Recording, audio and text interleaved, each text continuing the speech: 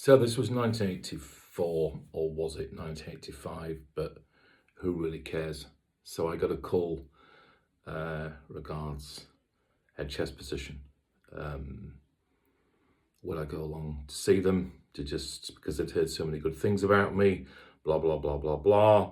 Because normally when chefs say I was offered a job, that means a bloody agency rung them or recruitment, something or other. This wasn't the case.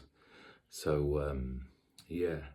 But interesting, at the same time, I also, it got me thinking about the future and what do I do. And then a tiny little restaurant that was opening in Robertsbridge in Sussex, they stuck something in the local paper and I thought, well, sod it.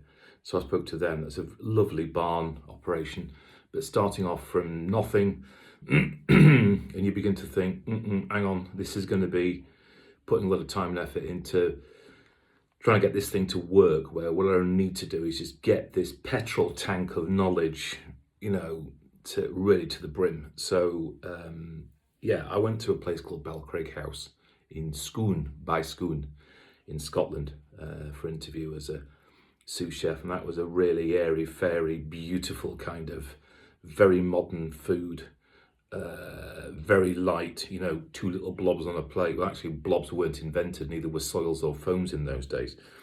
And then I went to St Andrews and met a guy called Maurice Courtet, and that was at the old Course and Golf Country Club. And he spoke to me quite seriously about taking on one of the restaurants as a junior sous chef.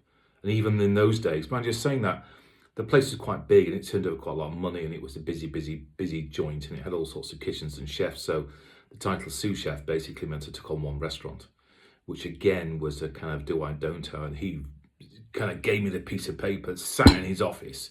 His office was like some kind of palace, and what a fantastic guy. So that was what do I do? There's options, what do I go? Is it Derbyshire? Is it Scotland? Is it, Sussex? What does one do? There isn't any kind of 0898 number or whatever you can ring anybody, or, some advice line. I mean, as for the Caterer magazine, it's a publication. They print, they don't get it, do they? So you're kind of left by yourself. What does one do? Where do you go?